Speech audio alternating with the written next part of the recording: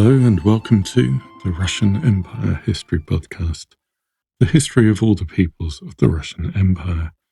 I'm your host JP Bristow, and this is Season 1, The Forest, the Steppe and the Birth of the Russian Empire, Episode 98, Mamai. Members episode subscribers have already heard about the way the Ilkhanate disintegrated and about the Chagatai Khanate in Central Asia, which never really achieved centralized unity. The Yuan in China are outside the scope of our story, but they were already facing the Red Turban popular uprising and would soon be retreating to Mongolia. Now it is the turn of the most successful of the Mongol empires. Although they are frequently dismissed as ephemeral flashes in the pan, Batu's great horde had lasted as long as the British Empire, but now it was pulling apart. Historian Marie Favreau sees the anarchy after Birdybeg as natural, another expression of the Mongols' adaptability when faced with the end of the ruling line and the rapid deterioration in conditions on the steppe. They abandoned non-vital or indefensible areas and retreated to core territories. Like the fake retreats of their battle tactics, this withdrawal did not mean that they were giving up. It was not a total collapse either.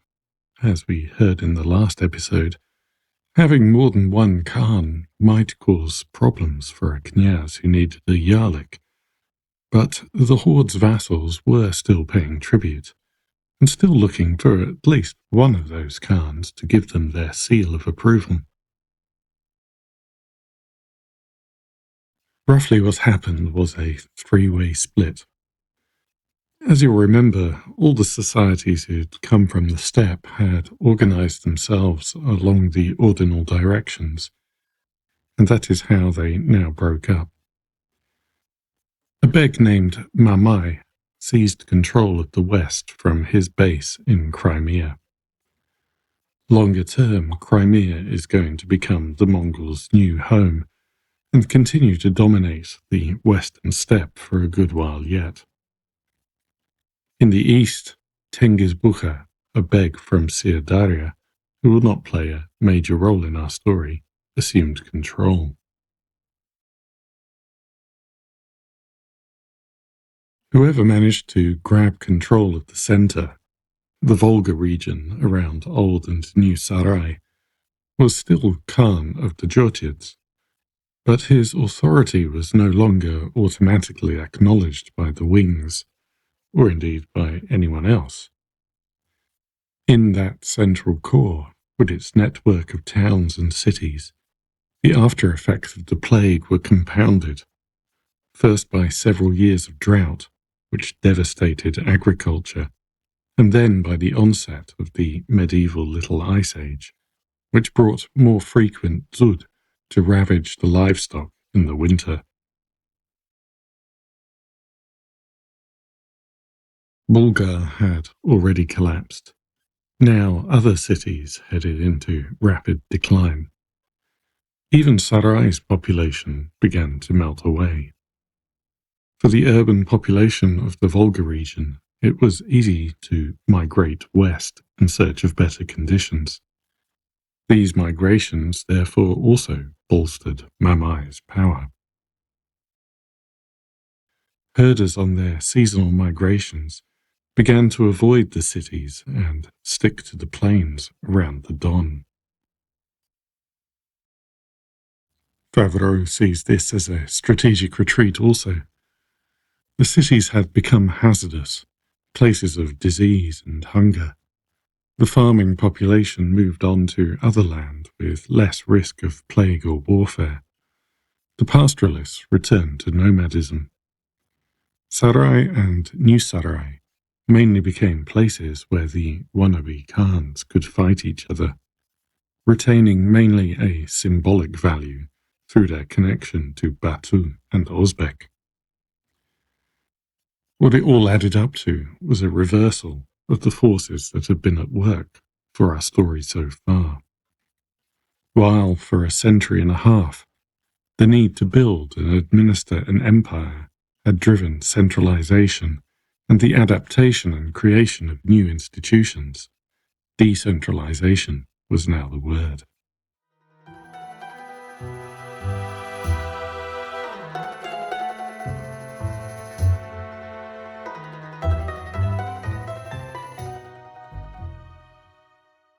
This meant that the Khans struggled to concentrate the resources they needed to stake their claims. They could not call up the Tumans, as their predecessors had done. They had only their direct followers. Some of the Khans who claimed the throne barely had the strength to hold it for a few weeks. The absence of leadership was an opportunity for the new emerging class we've already heard about, the Karachu Begs, to increase their power further. To begin with, Mamai and the other Begs still looked backward. Their idea of the natural order of the world still revolved around a united horde with centralized authority and a strong Khan. They did not want their own little Khanate. They wanted to be the power behind that Khan. There were plenty of candidates from the lesser branches of the golden lineage. But as time went on, it quickly became clear that none of these Jochids was going to be able to unite the major hordes in a new coalition like the Batuids had been able to. Some of them even struggled to get the minor hordes to follow them. Khans raised in the east or west wings could not succeed without the prestige of holding the traditional centre, while the Khans of the centre, who had suffered most from the sudden worsening of economic and demographic conditions, could not raise enough troops from the Begs of the lower Volga to have a chance of dominating the wings militarily.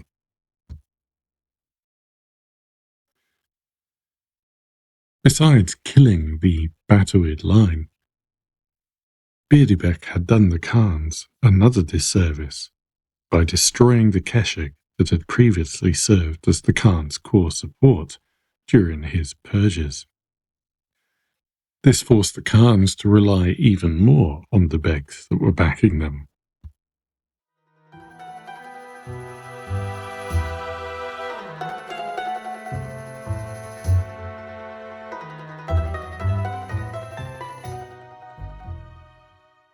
In formerly Jochid Central Asia, perhaps under the influence of the processes going on in the breakup of the Il Khanate and the Chagatai Khanate, the Begs decided that they didn't need a faraway Khan and would rather secede. The Kongirad had long been governing northern Khwarezm for the Horde. If you recall, Uzbek had given the region to his in-law, Kutluk Timur, which had been one of the breakthrough moments in the Beg's rise to power.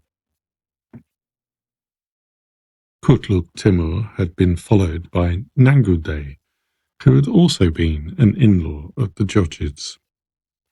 He fell victim to the purges that kicked off the Anarchy, and instead of aligning with one of the contender Khans, his daughter and sons declared a new dynasty, the Sufi Kongirad, and claimed independence. Although they still gave prominence to their marriage ties to the golden lineage and relied heavily on their control of the nomad warriors in the northern Khwarezmian steppe, as you can guess from the name, Islam played a major role in their claims to legitimacy. Nanguday himself had been a disciple of a Sufi sheikh named Sayyid Attar. Sufis had risen to prominence throughout the staunchly Muslim cities of the region and enjoyed their patronage of the local elites and carried out active missionary work among the nomadic populations. Urgench, the old Khwarezmian capital, had long been an economic hub and gave the Kongirads a solid trade base. They stopped sending their taxes to the Jochids and kept them for themselves. By 1363, they had started minting their own coins, with no Khan's name on them. Over the next few years, the Kongirads pushed into Chagatai territory and began collecting taxes from Khiva and Kath in southern Khwarezmian. Like the Jochids, the Chagatayans were too weak to reassert control over their territory.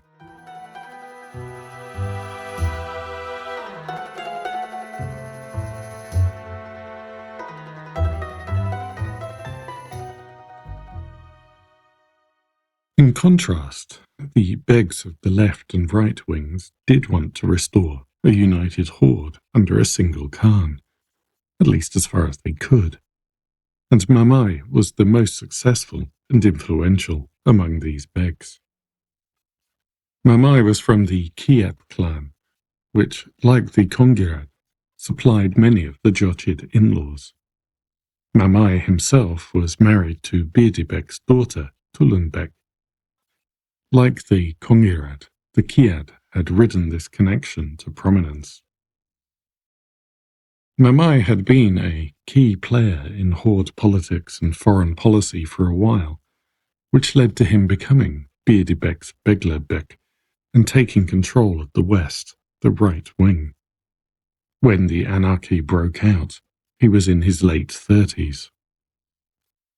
His territory included the northern Black Sea coast and Crimea, maybe the location of the Horde's most important trading centres, still rich and generating huge incomes for Mamai, despite the breakdown in relations among the Begs. At least 9 of the sub-hordes answered directly to his command. Mamai appears in a common Russian idiom, Slovna Mamai proshel, like Mamai's been through, used to describe chaotic destruction, like the aftermath of a riot, for example, which gives you some idea of his popular reputation. When Birdibek died, Mamai began looking for a replacement Khan. None of the candidates could hold on to power, which did not, however, affect Mamai's position at all. Whoever was on the throne, Mamai remained the power behind it. Abdullah, who we encountered in the previous episode, issuing Yarliks to alternative Grand Knyazes, was his first puppet, supposedly a son of Khan Ozbek, although we do not know for sure. When Abdullah died, it took a while to find a new candidate, so Tulunbek stepped into the gap, making it a Jochid princess backed by a Karachu beg, bidding to run the horde. This was something new, but seems to have been accepted. Tulunbek only stepped aside when the two of them together decided on a new candidate for Khan.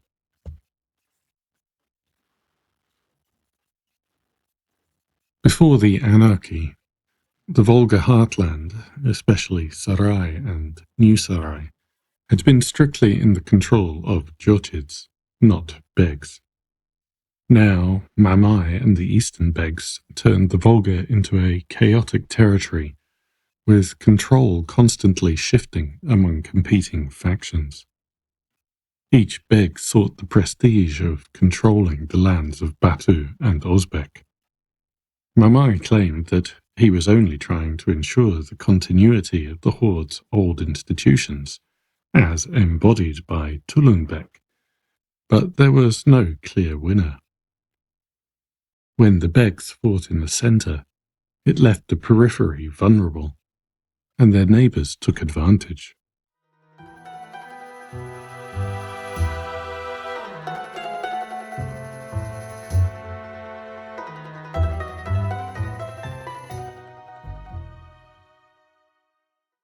The Lithuanians pushed the hardest. They had only briefly paid tribute from their homeland after the initial Mongol invasion, and had been gradually encroaching on the Mongol vassals since the death of Nogai. They had concluded a treaty with Uzbek, under which the Mongols let them hold Rus territories if they continued to pay the tribute. The Mongols saw this as making the Lithuanians their vassals, while the Lithuanians seem to have regarded it more as a tax they paid to avoid trouble, without conceding any authority.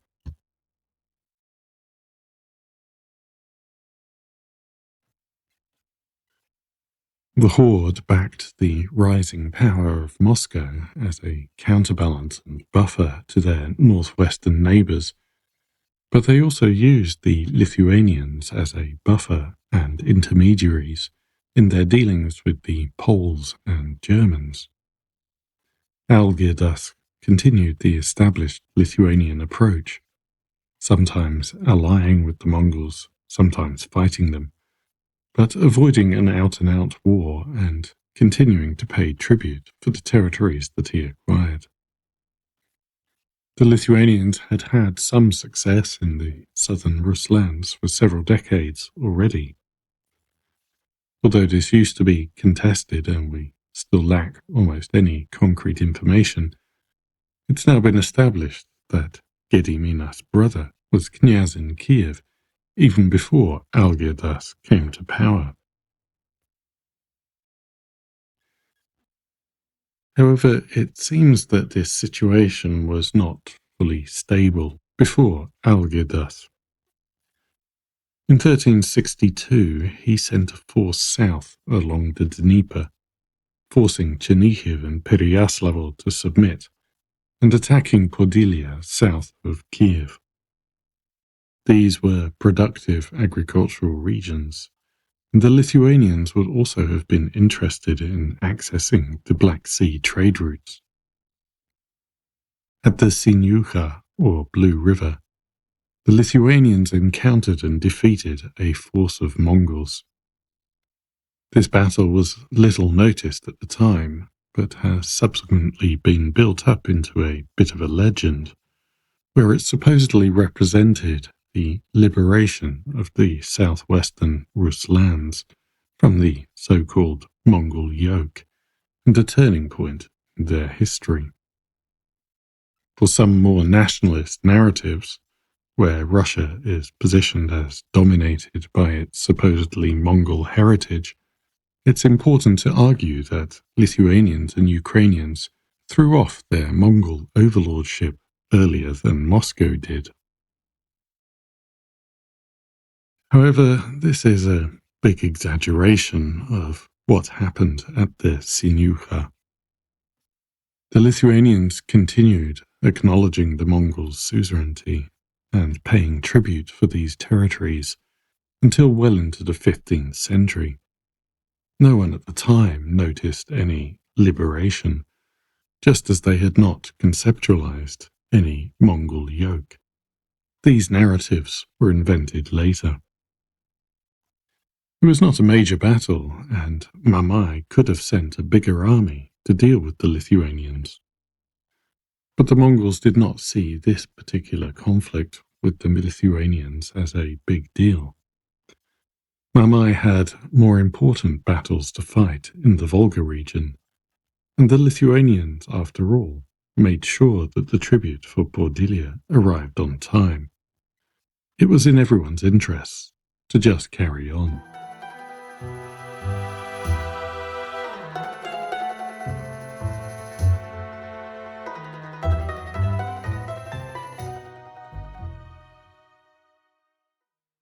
The breakdown in the unity of the Horde also affected the northeastern Knyazhstva. It affected the balance of power with Lithuania, since for contenders like Mamai, it was no longer so clear that supporting Moscow against Lithuania was supporting our knyaz against an enemy. Moscow and Lithuania could be aligned with different Mongol pretenders against each other. It reopened the the possibility of rivals for the throne of Grand Knyaz, seeking backing from different factions among the Mongols, as we heard last time. Although, as we also heard, it was no certainty that any military force would be supplied along with such backing. There was also the question of tribute. If there were several Khans claiming your tribute, who should you pay? There's some evidence that Mamai had backed Mikhail Tver because Mikhail was promising to pay him more tribute than Daniel of Moscow was doing. As we will discuss more in the next episode, the Knyazes were well aware of what was going on in the Horde, and that only Chinggisids could legitimately claim to be Khans. Writings from the period call Mamai Knyaz, not Tsar, which was used for the Khans.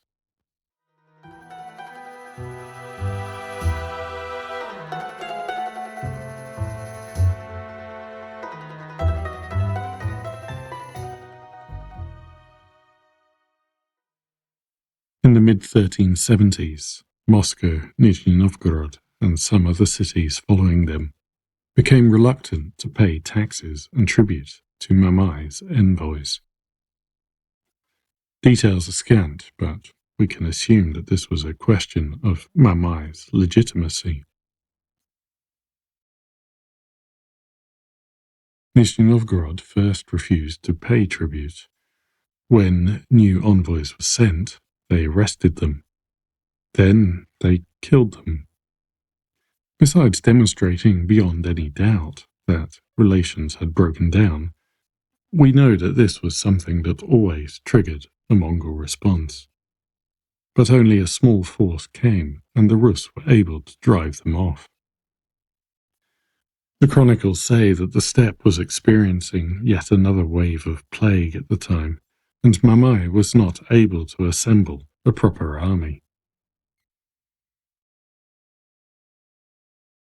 Meanwhile, the Knyazes asserted that Mamai's demands were not legitimate, and that the tribute was extortion. By 1378, the situation had escalated to the point that Dmitri decided that he should attack Mamai first. He gathered his army, and while Mamai was absent trying to assemble his own troops, Dmitri marched on the Mongol camp at the Volga River and defeated the Beg's forces. It was the first time since the conquest that a Rus army had taken on the Mongols in a pitched battle and beaten them. The chronicle lists the prominent Mongols killed: Mamai's favourite, Begich, Kazibey, Kavirga, Karataluk, and Kastrok, with the survivors fleeing to Mamai. This battle is often overlooked because it was not a face-off between the two leaders, Dmitri and Mamai. But it's also important to note that, like the battle at the Sinyuka, it was not seen as particularly important at the time, and it did not change anything in the relationship between Moscow and the Mongols, especially, as the chronicles are clear, because Moscow's submission was to the Khan of the Great Horde, not to the mere emir Mamai.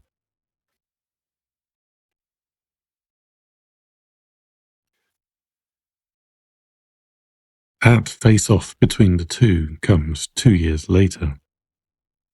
Once more, Dmitri marched his army out, deep into Mongol territory, to the Don River, and Mamai came to meet him. To later Russians, this was one of the great battles of history. Imperial historian Sergei Solovyov ranked it alongside the Romans fighting the Huns at the Catalonian fields, or the Battle of Tours, where the Franks stopped the Arab invasion of Europe.